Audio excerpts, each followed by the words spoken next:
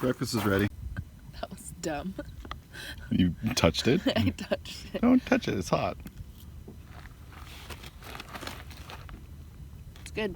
Thanks. So I was just telling Norelle that this lake looks a lot smaller from here than it did coming in, and she was like, oh, it's only a tiny part of it, so here's the map. So we're like right there. So most of what we see is that peninsula coming out, and the opening is over there on the other side of this hill. Okay. And more of the lake goes down and over that way. Makes way more sense. Yep. Like I mentioned, one thing that was bugging me is how freaking dirty this place is. Look at this. All the trash down here. We got this bag here. We got other trash. We got a freaking sandal right here. So I figure the right thing to do would just be to leave the place better than we found it and start picking up some of this trash.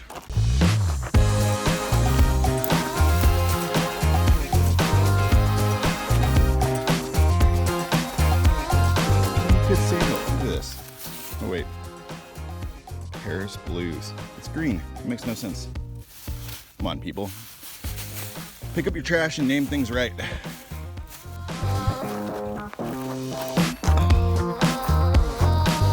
Wet wipes.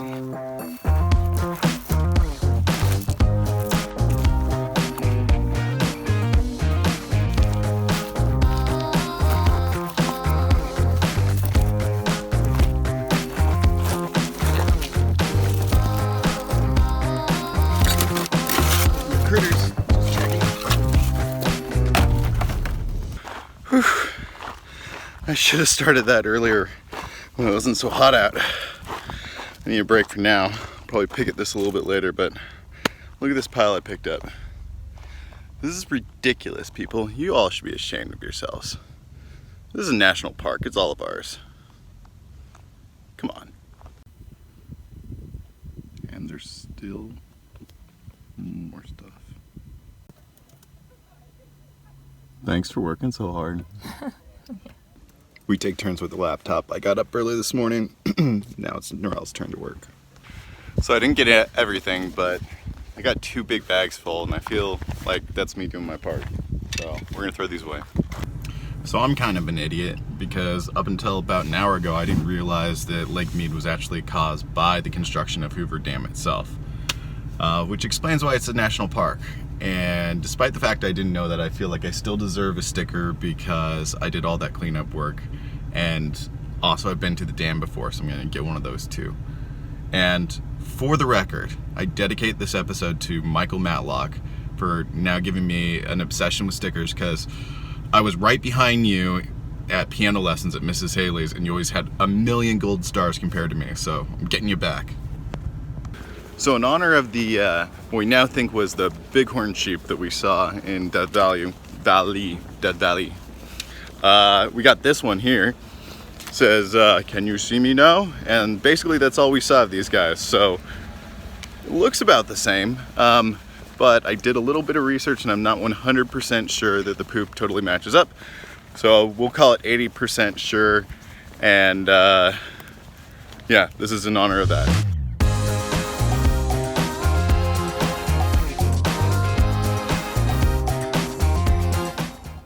So we got pulled off to the side at the entrance to the Hoover Dam at the security check station. We think it's because we've got a bunch of stuff. We're not like an average it's because car. we're cool looking. Yeah. Yeah. They just wanted to check it out. They pulled us over with all the RVs and stuff, but it only took like a minute or two. So now we are heading into park, and Danny wants a Hoover Dam sticker, so we're gonna get that. I'm obsessed.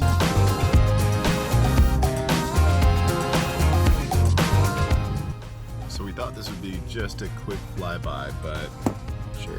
So I think we're gonna be stuck on the dam. Damn it. So I'm walking up to the gift shop to get a sticker, and Danny's circling around with the car so that we don't have to park. There might be parking fees and all that, and we just don't want to deal with it. Plus there's a ton of traffic. So we are not gonna stick around.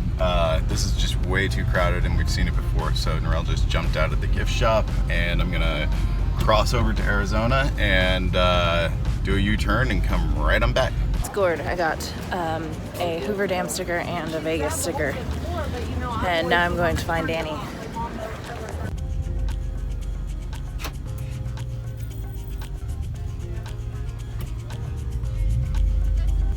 Did I mention it's just way too damn crowded?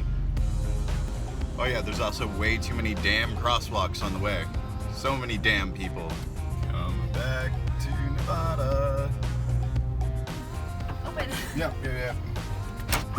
Yay! You got it? I got Vegas too. Nice.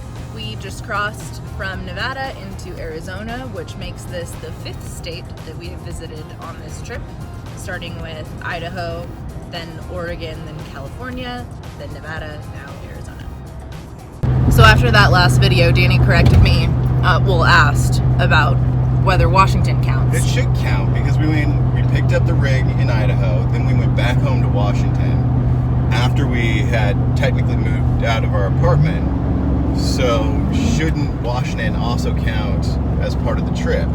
I think not, because I think we're you from guys Washington. should comment and help us solve this one. Yeah, you guys comment and let us know what you think, but I think it doesn't count because we're from Washington. I think we've done 6. We'll be doing plenty of states. All the states. That's what I should say. You know what? It's just here at the top. About a third of the way to the Grand Canyon and need to stop for 2 types of fuel. Number 1, obviously gasoline. Number 2, Red Bull. Red Bull gives you wings. Nearly a mile underground. From here, I don't know. Perhaps. So we are currently running parallel with Route 66, which is right up there, and we just saw a sign for it. We didn't catch it in time in order to stop and take a picture, but there we go. We can go faster this way. There, that is securing the rooftop bag. The side that I tied came a little loose, and Danny noticed it, and so we had to pull off to do a little securing. And so we were on Route 66 for a half second. Yeah, turns out it's a really quiet road. Nobody ever goes on it, so it's a perfect spot to pull over and fix your shit.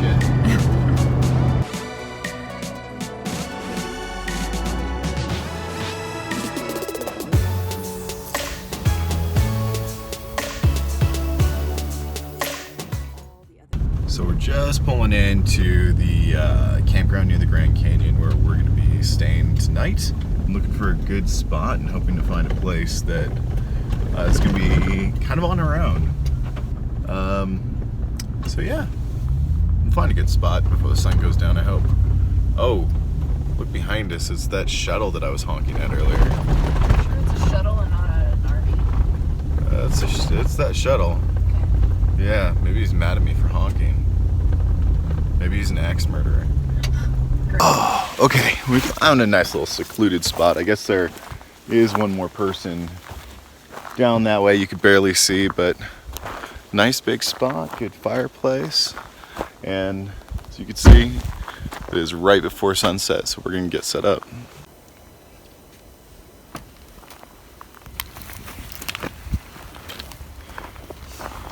Far too easy. The scary thing is, this is just what I found that was scattered on the ground within like 100 feet of here. So it's pretty easy to see how fire can get out of control. This would too. It was one piece. I broke it apart, but it was just laying right here. Took it, I threw it against the tree a couple times, broke into that. But still, everything's super flammable around here. So, we've decided the deal with the stickers. The stuff that goes on the outside is national parks and things where we've actually like hiked, stayed the night, done something significant.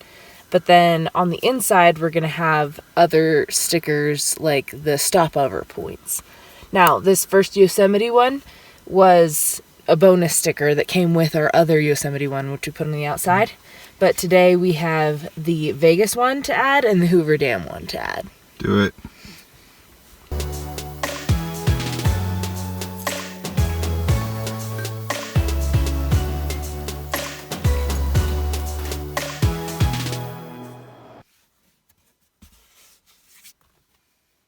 Done. So last night was pretty chill. We did get a visit from another kind of herd, a bunch of international high school students from Las Vegas, New Mexico. Just decided to come crash our party. They saw our fire, they weren't allowed to have any, and they escaped their chaperones. So we hung out for a little while and yeah, just talked. It was pretty cool. We're about to pack up and head into town. I've got a lot of work to do, so I'm gonna do that and then we're gonna explore this afternoon. Before we do that though, I'm just gonna spend a few minutes cleaning up a little bit of trash that people have left around here. Not nearly as bad as the last place, but still the right thing to do.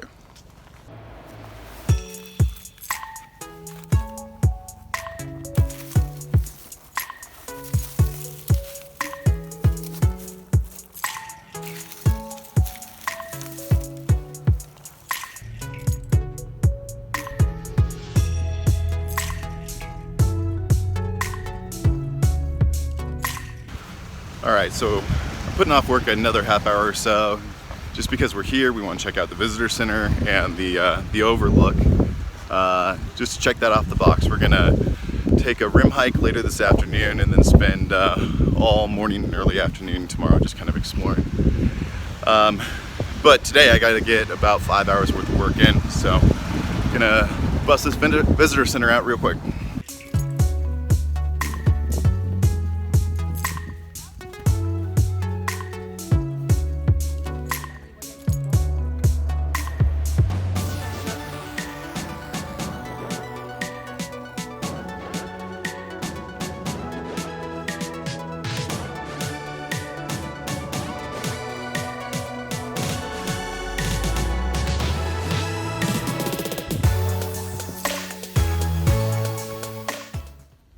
So there's way more people and this is way more developed than the north entrance.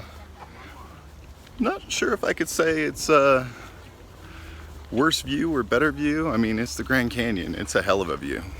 And you definitely wouldn't like it because there's too many railings and they won't let you do any dumb shit. So south entrance probably isn't for you.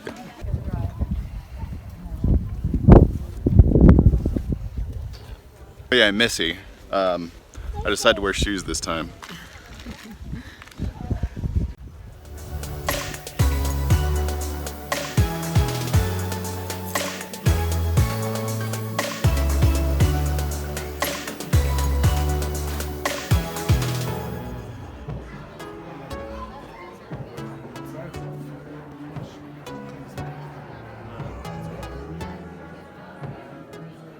Just fancy displays, no stickers.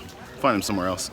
So I guess they have the gift shop and stickers and stuff in a different building, which is kind of good. It's like, you know, not peddling goods in the temple sort of thing, I guess. We're not really digging the sticker options. We might just go, oh, what'd you find? They're wood though. Wood stickers again? No. So we weren't really digging the options, so we're gonna take a gamble and see if we could find one somewhere else, maybe in town. But we do want the Centennial one because we didn't even realize that the park was formed in 1919, which makes it 100-year anniversary.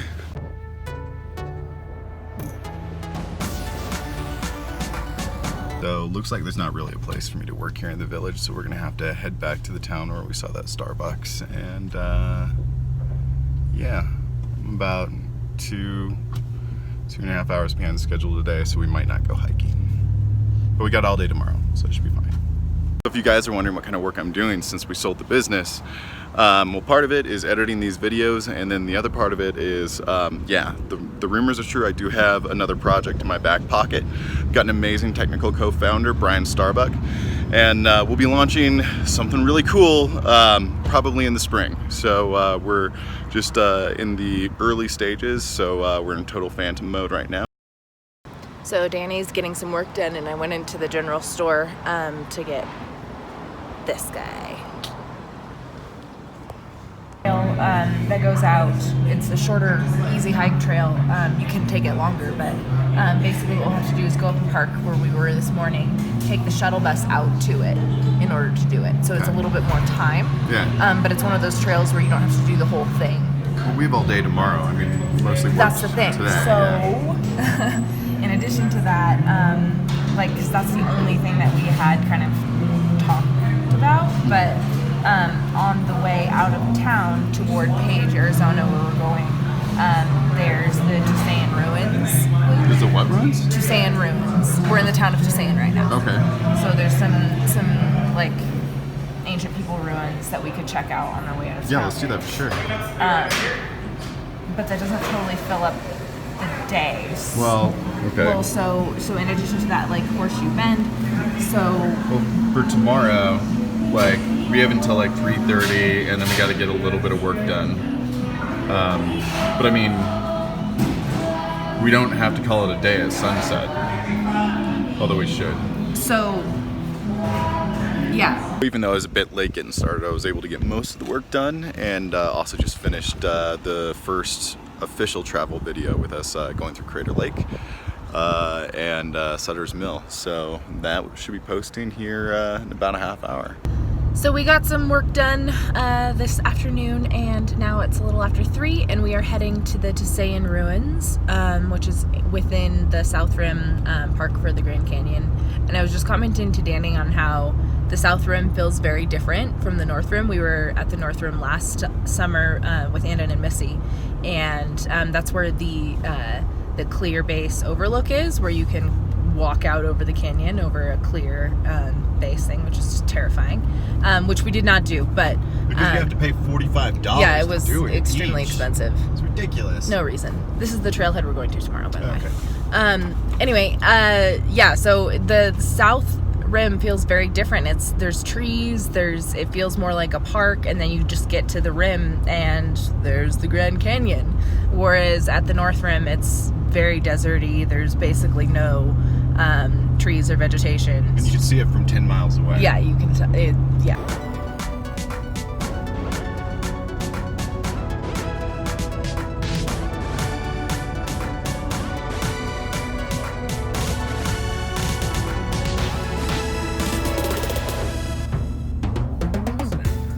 Alright, so we ran out of time because work schedules and all to do a hike today. So instead, there is some ruins that we came to check out.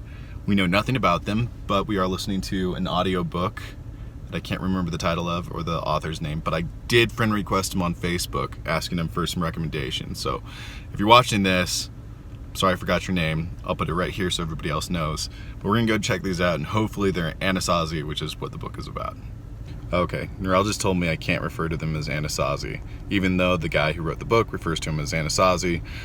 Apparently the locals don't like being called that. It's House of Rain by Craig Childs. Sorry, Craig. I love your book, by the way. We both love it. Yeah, it's good, but please respond to my friend request. Alright, we're gonna go check these out.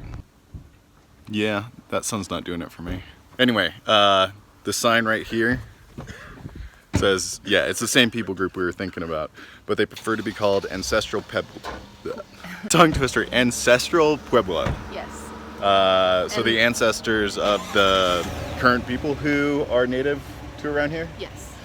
Alright, so we're gonna go... And apparently they built these ruins in 1185 AD. a long time ago. So yeah, it's the exact same people we're listening to that book about. So House of Rain, check it out.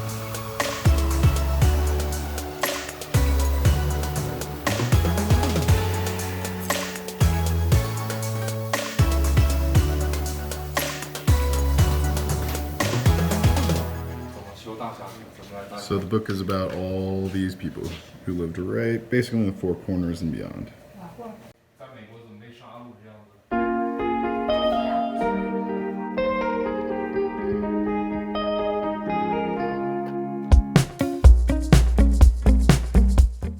So we haven't finished the book yet, but the part we just listened to was talking about kind of the fall of the Ancestral Pueblo people.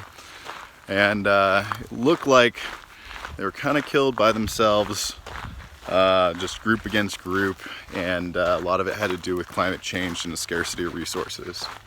So sad story, kind of a warning story for us all, especially now. But here's hoping we can figure out solutions to our issue and not kill each other.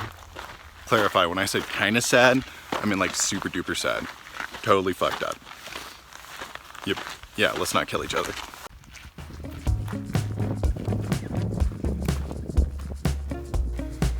This looks a lot like what we saw in Yosemite, just without the wood. It's the cubas.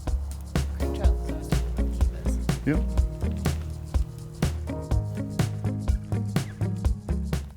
Gonna have to look up later what these rooms relate to, the same ones we saw at the replica village in Yosemite that is still in use apparently, which is pretty cool. Did that sign over there say these were apartments or? Yeah. An open plaza, but Yeah. And then over there, those were grain storage or something. Yeah. So where's the door? Like, do they just have this ramp that goes up and it goes down? So it's like a split level? An ancient split level. Alright, cool. So yeah, if I remember right from the book, and I'm gonna have to look this up, the reason why they don't like the word Anasazi is even though it does mean ancestor or ancient or whatever, it also can have some negative connotation like ancient killers or something like that. Yeah, I'll put the right answer in here as soon as I figure it out. so that's Humphreys Peak, which is the highest elevation in Arizona at 12,633 feet. It's 48 miles south of here, and today the Hopi people who believe that the Ancestral Puebloans were their ancestors, they believe that they are there. So the answer is there are no doors because they need no doors. They just go in through the roof. Saves in square footage, I guess. Gotta say, even though I feel a little bit bad about not hiking today, I kind of don't regret it. I'm pretty tired, so I think these views will be just fine. Yeah, I'm wiped. All right, one last viewpoint, and then we're gonna head in and start camping.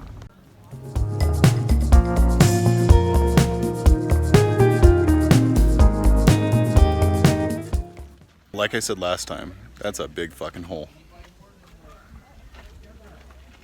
So the reason why I don't buy the slow erosion theory is because if the Colorado did this over 1.5 million years, how come every other river that's been around for 1.5 million years didn't do the same thing? So I'm just kind of thinking there might have been something really bad that happened one time, which is my theory. So does that mean the Colorado River was this wide 1.5 million years ago and it just slowly went down? See, it's another thing I don't get. I just walk around and say bullshit about what I'm thinking. Norelle actually reads the signs. So I listen to her. One of those Australian horns up here. I'm gonna check it out real quick. Try to be stealth.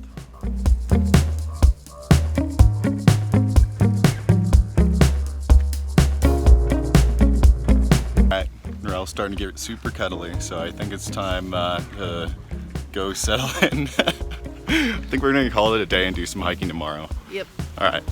Okay, I thought I was sticker crazy. These guys are sticker crazy. That's insane. Life goals. There's a giant elk in front of that car there. You see the antlers going up and down? Yeah. Look at that thing. He's huge. I hope we'll get a chance to film it. Well, I can see his butt. There's a giant elk in front of us, blocking traffic. And he was on our side, and then he crossed to the other side and blocked traffic there. And so I think everybody more just wants to get a peek of him so that they could get a photo or something. This is one of the biggest elk I've ever seen. Like 5 cars ahead of us. Each car is just kind of waiting for the next to go and then going around them. So hopefully we'll get a shot here in a sec. He almost looks fake.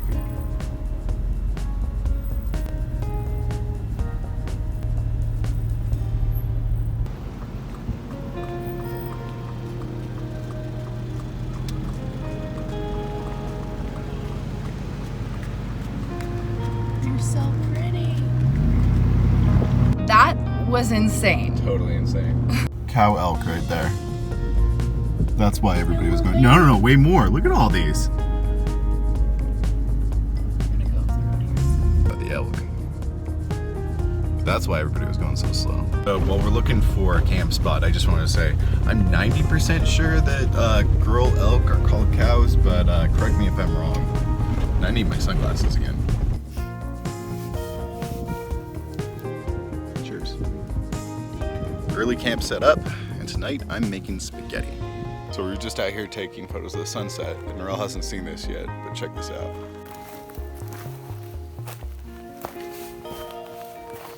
A skeleton. Oh my. What is that, do you think? I think it maybe is an elk. I mean, I've seen quite a few of them now lately, huh? Find the skull. Vertebrae.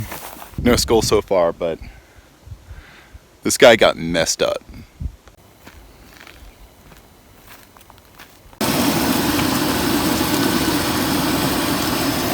This is gonna be good. It's gonna be great.